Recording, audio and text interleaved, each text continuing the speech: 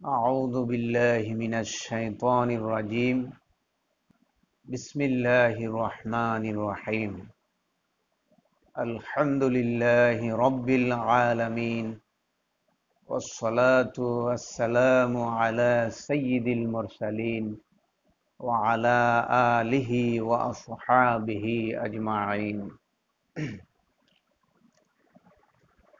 সম্মানিত সুধী ও শ্রোতাবৃন্দ, আলোচনার শুরুতে from the core of my heart I thank, I greet and congratulate all of you. আপনাদের সবাইকে অভিনন্দন মোবারকবাদ জানাচ্ছি এবং পাশাপাশি যেহেতু আসন্ন ঈদুল আজহা তথা কুরবানির ঈদ, সেই ঈদুল আজহারও শুভেচ্ছা জানাচ্ছি। সম্মানিত সুধী শ্রোতাবৃন্দ, আজকে আমরা যেই টপিকটা আলোচনা করার সিদ্ধান্ত নিয়েছি, we have taken decision to discuss such kind of topics which is near to us in the meantime. এমন একটা টপিক আলোচনা করার সিদ্ধান্ত গ্রহণ করেছি যেটা খুবই গুরুত্বপূর্ণ এবং আমাদের কাছাকাছি। সেই বিষয়ে সংক্ষিপ্ত আলোচনা করব বিমাশিয়াতিল্লাহি তাআলা বিইজনিল্লাহি তাআলা। সুবহানাকা লা ইলমা লানা ইল্লা মা আল্লামতানা ইন্নাকা আনতাল আলিমুল হাকীম। সম্মানিত সুধী, আমরা জানি আজকে আমাদের সামনে আর মাত্র কয়েকদিন বাকি কোরবানির ঈদ। তো সেই কোরবানির ঈদ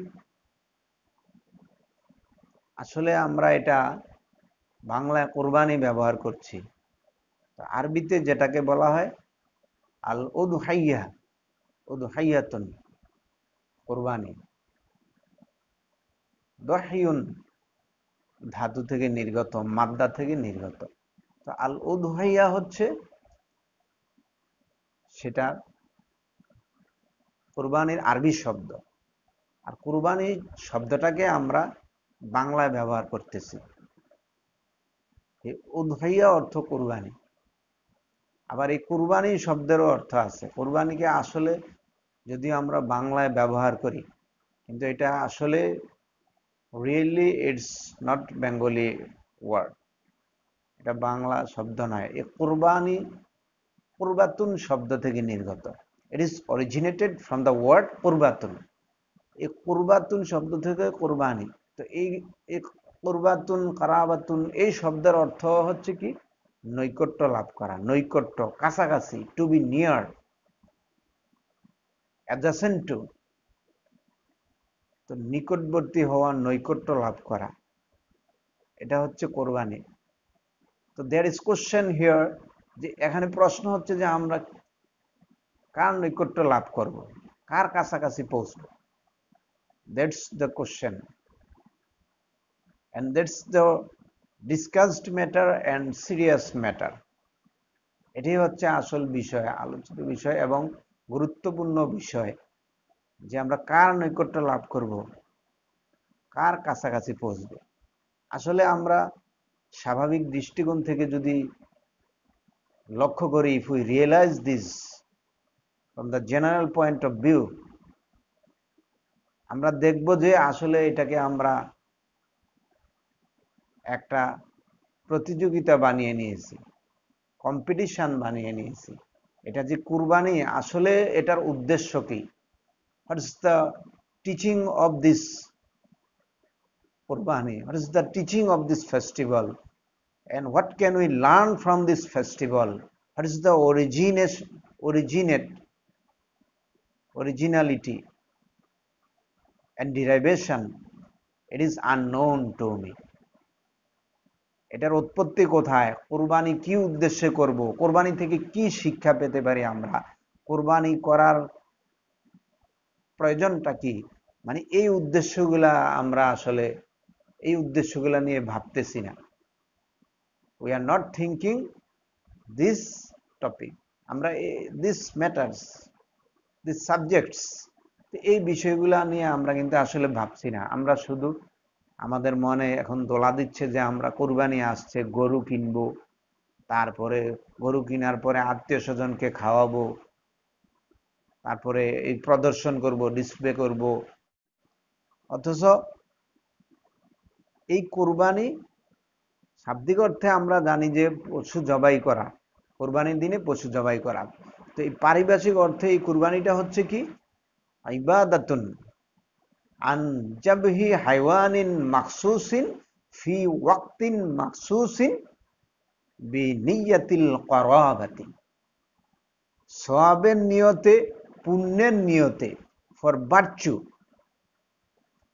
আমরা কি কি করব, এটা এমন একটা ইবাদত যেটা কি সওয়াবের নিয়তে, আল্লাহর সন্তুষ্টির নিয়তে নির্দিষ্ট সময়ে, নির্দিষ্ট একটা দিনে নির্দিষ্ট পশু জবাই করা, কোরবানি দেয়া, এটা হচ্ছে কোরবানি পারিভাষিক অর্থে। তো এই পারিভাষিক সংজ্ঞাকন যেটা হেদায়ে বলা হয়েছে, হেদায়া কিতাবে উল্লেখ আছে।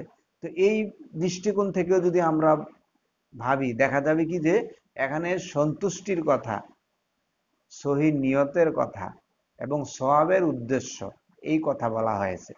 শুধু কোরবানি দেওয়া, জবাই করা, পশু খাবো, আত্মীয় স্বজনকে খাওয়াবো, কোরবানি দেওয়ার পরে কত কেজি গোস্ত হলো, হ্যাঁ, তারপরে এগুলা আমরা খাবো, এরপরে সংরক্ষণ রাখবো বছরের পর বছর, মাসের পর মাস, এগুলা এখানে কোনো উল্লেখ নাই। আর এই কুরবানি সম্পর্কে আল্লাহ রাব্বুল আলামিন কোরআনুল কারীমে স্পষ্ট করে বলেছেন যে বিসমিল্লাহির রহমানির রহিম, লা ইয়ানালাল্লাহা লুহুমুহা ওয়ালা দিমাউহা ওয়ালাকিন ইয়ানালুহুত তাকওয়া মিনকুম। আল্লাহ রাব্বুল আলামিন বলছেন যে তোমরা যে কোরবানি করো, পশু জবাই করো, এই পশুর গোশত বা মাংস বা রক্ত কোনো কিছুই আল্লাহর দরবারে পৌঁছে না। ওয়ালাকিন ইয়ানালুহুত তাকওয়া, বরং সেটার কি পৌঁছে, তাকওয়া পৌঁছে, মিনকুম তোমাদের মধ্যে কাদের তাকওয়া বেশি এবং কারা ডিসপ্লের উদ্দেশ্য না করে, শুধু খাওয়ার উদ্দেশ্য না করে, শুধু জবাই করার উদ্দেশ্য না করে আল্লাহকে সন্তুষ্টি করার উদ্দেশ্য লালন করছে, আল্লাহকে রাজি খুশি করার উদ্দেশ্য লালন করছে এবং সওয়াবের উদ্দেশ্য লালন করছে, সওয়াবের নিয়তে কুরবানি করছে, এই জিনিসটা দেখার জন্যে, সওয়াবের উদ্দেশ্যে করা, আল্লাহর সন্তুষ্টির উদ্দেশ্যে করা, আল্লাহর রেজামন্দির জন্য করা, তারপরে নিজেকে মানে কুরবানির মাধ্যমে উৎসর্গ করা, এই জিনিসটা, এই যে একটা তাকওয়া, এই তাকওয়াটা আল্লাহ আমাদের মধ্য থেকে চাচ্ছেন, পশুর অন্য কিছু চাচ্ছেন না। এটা একটা আল্লাহর কিভাবে সন্তুষ্টি, এই যে যারা এই আমরা চিন্তা করে বুঝতে পারবো যে অর্থনীতির ব্যাপার একটা এখানে বিদ্যমান, অর্থনীতির ব্যাপার, যে কত কষ্ট করে আমরা টাকা উপার্জন করি। যারা 2 নাম্বারি টাকা উপার্জন করে সেটা ভিন্ন বিষয়, কিন্তু হালাল পথে যারা ইনকাম করে, কত কষ্ট করে তাদের ইনকাম করতে হয় এবং সেই ইনকাম কিন্তু অর্জিত টাকা দিয়ে তারা চলতে হয় আল্লাহর হুকুমে, তারা চলে, আল্লাহ চালান। তো এই অর্থ একটা কুরবানি দেওয়া হয়, এই অর্থ দিয়ে পশু কিনতে হয়, তারপরে এই পশু আল্লাহর সন্তুষ্টির উদ্দেশ্যে কুরবানি দিতে হয়। তো এই যে এখানে একটা কুরবানি, তো এই কুরবানি শুধু পশু কুরবানি বোঝা না, এই কুরবানি জানের কুরবানি হতে পারে, মালের কুরবানি হতে পারে, সময়ের কুরবানি হতে পারে, স্বার্থের কুরবানি হতে পারে। যেমন আল্লাহ রাব্বুল আলামিনের জন্য আমি সঠিক রাস্তায়, আল্লাহ রাস্তায় জান দেওয়া, মাল দেওয়া, এটাও একটা কুরবানি। সময় দান করা, এটাও একটা কুরবানি। আমার স্বার্থের বিরুদ্ধে যায়, ইসলামের বিভিন্ন হুকুম আহকাম মানার ক্ষেত্রে আমার স্বার্থ বিরোধী হয়, স্বার্থের বিরুদ্ধে যায়, কিন্তু আমি সেই বিরুদ্ধে না গিয়ে আমি আল্লাহর হুকুম মানার জন্য নিজেকে সচেষ্ট করলাম, আল্লাহকে খুশি রাজি করার জন্য আমি অমান্য করা থেকে বিরত রইলাম, এটাও একটা কুরবানি। তাহলে বোঝা গেল যে শুধু পশু কুরবানি সেটাই কুরবানি নয়। আল্লাহর সন্তুষ্টির উদ্দেশ্যে আমার জীবনকে উৎসর্গ করে দেওয়া, আমার জান আমার মাল উৎসর্গ করা, আমার সময় উৎসর্গ করা, সময় দান করা আল্লাহর রাস্তায় আল্লাহর পথে, এবং আল্লাহর রেজা খুশি আল্লাহর রেজামন্দির জন্যে উৎসর্গ, আল্লাহকে উৎসর্গ করার জন্য বিভিন্ন কিছুর মাধ্যমে আমাদের নিজেদেরকে পেশ করার, এটা ও কুরবানি। তাহলে বোঝা গেল কুরবানি শুধু পশু জবাই নয়, কুরবানি বিভিন্ন ক্ষেত্রে হয়। আমরা দেখব দানের ক্ষেত্রে অনেকে খুব কৃপণতা প্রদর্শন করেন, আবার অনেকে দান করেন 2 নম্বরে পয়সা থেকে, বেহালাল পয়সা থেকে। এই দান মূলত কোরআন হাদিস অনুসারে এই দান দান নয়। হালাল পথ থেকে, হালাল পথে উপার্জন করে যে কম টাকা দান করে, কম টাকাও দান করে আল্লাহর রাস্তায় গরিব মিসকিনকে, এতিমদেরকে, অথবা আল্লাহর রাস্তায় বা যেই খাতগুলো রয়েছে ওই খাতে দান করে, অনেক অনেক গুরুত্বপূর্ণ এটা। কিন্তু বেহালাল পথে ইনকাম করে লক্ষ লক্ষ দান করাও, it has no value, it has no importance in Islam. ইসলামে এটার কোনো গুরুত্ব নেই এবং আল্লাহর কাছেও এটার কোনো গুরুত্ব নেই। এমনিভাবে পশু কুরবানি দেওয়ার ক্ষেত্রেও অনেক বিধিবিধান রয়েছে। কাদের উপর কুরবানি ওয়াজিব এটা আমাদের জানা আছে, কিন্তু এগুলো আলোচনার বিষয় না।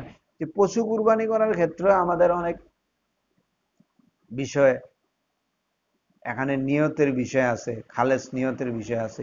এই পশু কুরবানি করতে যে আমরা নিয়তকে সহি রাখতে হবে। আমরা শুধু কুরবানি উদ্দেশ্য করলে হবে না, জবাই করা উদ্দেশ্য করলে হবে না।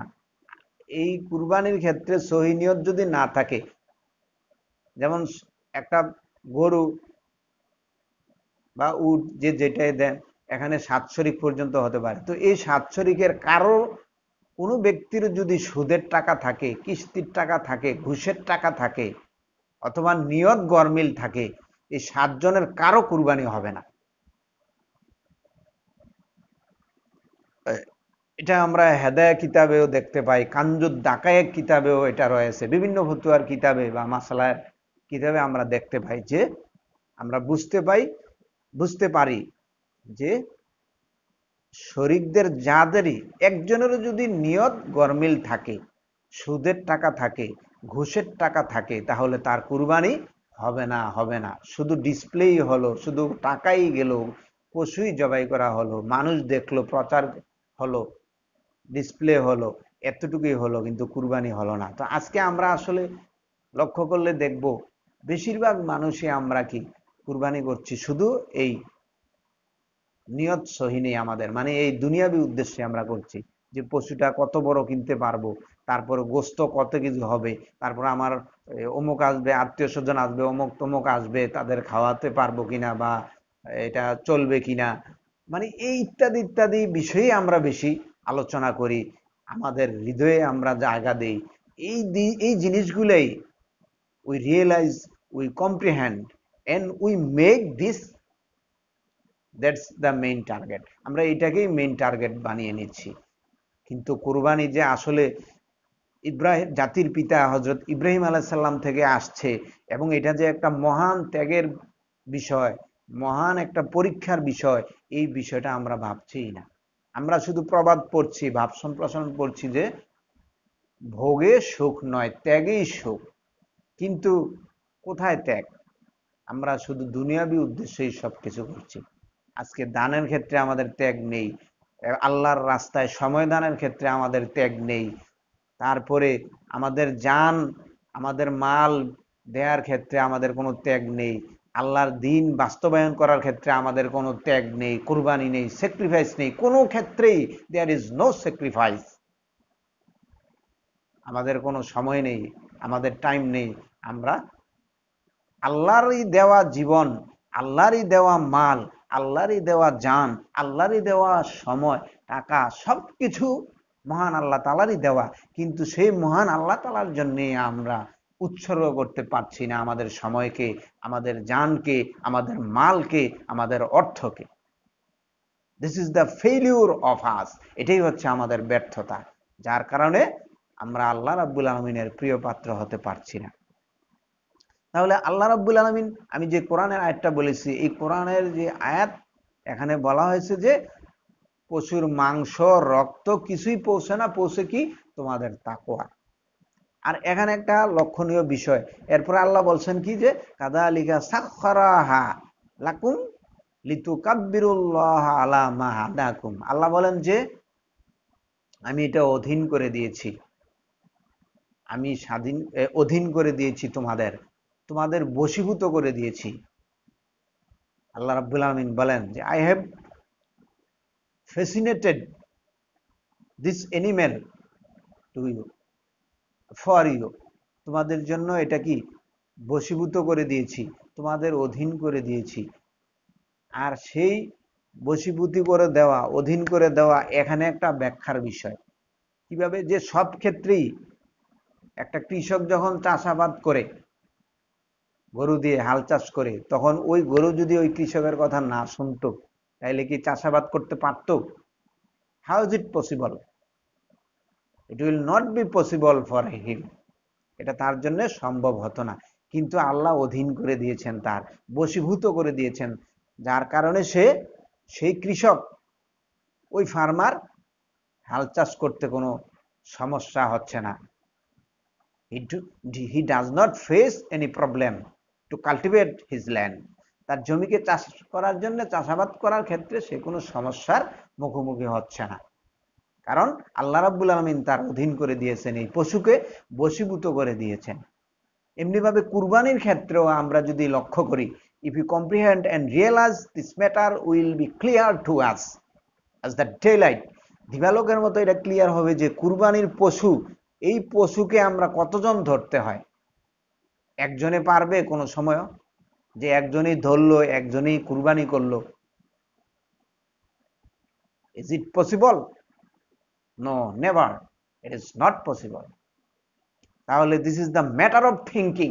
এটা একটা ভাবার বিষয়, চিন্তার বিষয়, উপলব্ধির বিষয়, যে এই যে বিষয়টা আল্লাহ রাব্বুল আলামিন আমাদের অধীন করে দিলেন এই পশুটাকে, যে আমরা এই পশুটাকে জবাই করতে পারতেছি। তো এই যে শক্তি সামর্থ্য আল্লাহ দিলেন, এবং এই পশুটাকে অধীন করে দিলেন, যার কারণে আমরা কয়েকজনে ধরে এই পশুটাকে জবাই করতে পারতেছি আল্লাহর সন্তুষ্টির উদ্দেশ্যে। তো এই যে বশীভূত আল্লাহ করে দিলেন, এটা তো বিরাট একটা ব্যাপার, এটা শুকরিয়ার ব্যাপার, কৃতজ্ঞতার ব্যাপার। কিন্তু আমরা এই জিনিসগুলা কি ভাবতেছি? Are we thinking this? Are we realizing this?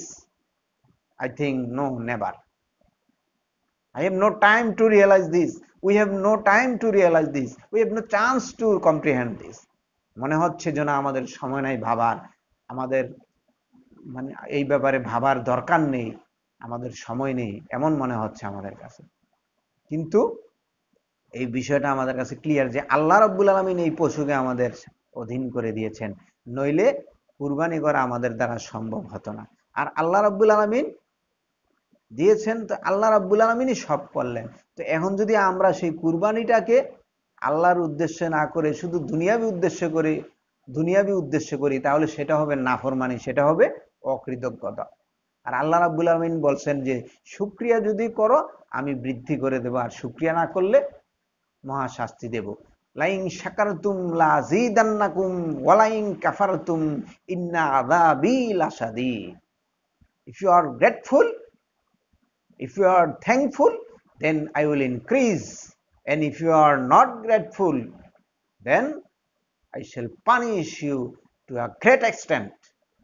আল্লাহ রাব্বুল আলামিন বলছেন যে শুকর করো, বাড়িয়ে দেব নিয়ামত, শুকর না করলে মস্ত বড় শাস্তি দেব আল্লাহ রাব্বুল আলামিন। তাহলে আমরা এই যে দেখতে পাচ্ছি বিষয়টা, যে আমাদেরকে অধীন করে দিলেন, আমাদের তৌফিক দিলেন কুরবানি করার, এই পশুকে আমাদের বশীভূত করে দিলেন, অথচ এটা কি উদ্দেশ্যে দিলেন, কি জন্যে দিলেন, এটা আমরা ভাবতেছি না আজকে। এটা আমাদের বড়ই ব্যর্থতা, এবং এটা আসলে ভাবার বিষয়। এরপর আল্লাহ রাব্বুল আলামিন বলছেন কি, যে কি জন্য দিয়েছেন? এ স্বাধীন করে, অধীন করে, বশীভূত করে, যে লিতু কাব্বিরুল্লাহ আলা মা হাদাকুম, মানে তোমরা, যাতে তোমরা কি, in order to announce the excellency of the Almighty Allah, announce the greatness of the Almighty Allah, to announce the azmat of the Almighty Allah, আল্লাহর শ্রেষ্ঠত্ব ঘোষণা করার জন্য, আল্লাহর প্রতি কৃতজ্ঞ হওয়ার জন্য, শুকর গুজারি করার জন্য, এবং আল্লাহর আজমত ঘোষণা করার জন্য। কোনো পৃথিবীর মানুষের শ্রেষ্ঠত্ব নয়, কোনো মন্ত্রী মিনিস্টারের শ্রেষ্ঠত্ব নয়, কোনো ব্যক্তির শ্রেষ্ঠত্ব নয়, একমাত্র আল্লাহ রাব্বুল আলামিনের শ্রেষ্ঠত্ব, মহত্ব, মহিমা বর্ণনা করার জন্য এবং মহত্ব, শ্রেষ্ঠত্ব ঘোষণা করার জন্যে, যাতে তোমরা কি এই পশু কুরবানি দিয়ে, এই পশু খেয়ে তোমরা কি করো? আল্লাহর শ্রেষ্ঠত্ব ঘোষণা করো, আল্লাহর কৃতজ্ঞতা করো, যে আল্লাহ রাব্বুল আলামিন আমাদেরকে তৌফিক দিয়েছেন, এই জন্য এটা সক্ষম হয়, এই ব্যাপারে আমরা সক্ষম হয়েছি, এটা করতে সক্ষম হয়েছি, নইলে এটা সম্ভব হতো না। এই জন্য আমরা আল্লাহর শুকরিয়া এবং আল্লাহর শ্রেষ্ঠত্ব, আল্লাহর মহানত্ব, আল্লাহর তাকবিরি দেওয়া উচিত। দুনিয়াবি স্বার্থে অন্য কারো শ্রেষ্ঠত্ব বর্ণনা করা, অন্যের আজমত বর্ণনা করা সমীচীন নয়। ইট is not appropriate for the Muslims specially.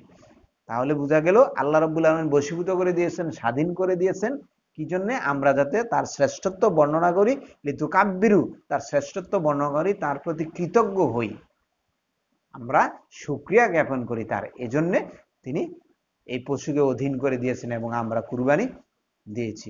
তো এই কুরবানি তাইলে এই কুরবানি থেকে আমাদেরকে শিক্ষা নিতে হবে যে এই পশুকে শুধু কুরবানি করা নয়, এই পশুকে যেমন আমরা কুরবানি করছি, আমাদের অর্থের কুরবানি হচ্ছে, সময়ের কুরবানি হচ্ছে, এবং এই পশুকে কুরবানি দিচ্ছি এমনিভাবে করে আল্লাহ রাব্বুল আলামিন আমাদেরকে যে সময় দিয়েছেন, অর্থ দিয়েছেন, মাল দিয়েছেন, তারপরে আমাদেরকে এই পৃথিবীতে চলার শক্তি সামর্থ্য দিয়েছেন, ইনকাম করার শক্তি দিয়েছেন, এই সবগুলোকে আল্লাহর রাস্তায়, আল্লাহর সন্তুষ্টির জন্য আমাদেরকে ব্যয় করতে হবে, আল্লাহর সন্তুষ্টির কাজে লাগাতে হবে, এবং আমাদের নিজেদেরকে উৎসর্গের জন্য প্রস্তুত করতে হবে। মানবতার সেবায়, আত্মমানবতার সেবায় আমাদের নিজেদেরকে উৎসর্গ করতে হবে।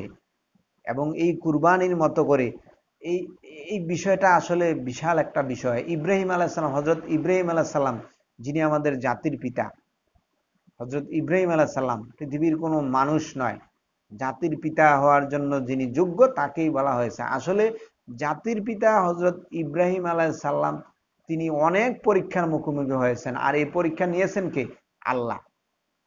সুতরাং পৃথিবীর কোনো একটা উদ্দেশ্য সাধন করলেই, একটা দেশের কিছু করলেই শুধু জাতির পিতা বলা যায় না কাউকে, আসলে এটা সঠিক নয়। বলা যেতে পারে স্থপতি, প্রতিষ্ঠাতা, ইটিসি, কিন্তু আমরা কাউকে আমভাবে, ব্যাপকভাবে জাতির পিতা উল্লেখ করা, সম্বোধন করা, এটা আসলে আমাদের একটা কুফরি কথা, এটা আসলে সঠিক নয়। যদিও আমরা এই বিষয়টা উপলব্ধি করতেছি না, এই পৃথিবীতে আসলে নিজেকে গা ভাসিয়ে দিচ্ছি। এটা আসলে ভবিষ্যৎবাণী রয়েছে এই ব্যাপারে, যে এমন একটা সময় আসবে মানুষ পাপ করবে হেসে হেসে, পাপকে মনে করবে সওয়াবের কাজ, সওয়াবকে মনে করবে পাপের কাজ, আর এমনটাই হচ্ছে। এই কারণে আমরা অনেক জিনিসই আমরা ভাবতেছি না এই বিষয়টা যে আসলে অন্যায়, এটা যে অপরাধ, অনেক শিরক করছি আমরা, তারপর অনেক কবিরা গুনাহ করছি, অনেক পাপ করতেছি, যেটা আসলে সহজেই বোঝা যায় কোরআন হাদিসের দৃষ্টিকোণ থেকে, কিন্তু দুনিয়াবি কারণে আমরা এটাকে পাপ মনে করছি না। আধুনিকতার যুগে আধুনিকভাবে আমরা আমাদের নিজেদের গড্ডালিকা প্রবাহে গা ভাসিয়ে দিচ্ছি। এইভাবে করে আসলে আল্লাহর সন্তুষ্টি অর্জন করা সম্ভব নয়। আল্লাহর দেওয়া সব কিছু থেকে আমরা আল্লাহর জন্যই এই সব কিছু বিলিয়ে দেওয়া, উৎসর্গ করা, সেই মন মানসিকতা আমাদেরকে তৈরি করতে হবে। এবং এই কুরবানি থেকে এই শিক্ষা আমাদের গ্রহণ করতে হবে যে এই কুরবানি শুধু কুরবানি নয়, এই কুরবানি হচ্ছে নিজেকে উৎসর্গ করা, নিজের জান মাল অর্থ সময় উৎসর্গ করা, আত্মমানবতার জন্য নিজেকে উৎসর্গ করা, এবং আল্লাহর জমিনে আল্লাহর দ্বীন প্রতিষ্ঠার ক্ষেত্রে, আল্লাহর দ্বীন বাস্তবায়ন করার ক্ষেত্রে নিজেকে সময় দেওয়া, অর্থ দেওয়া, জান দেওয়া, মাল দেওয়া, এটাও কুরবানি।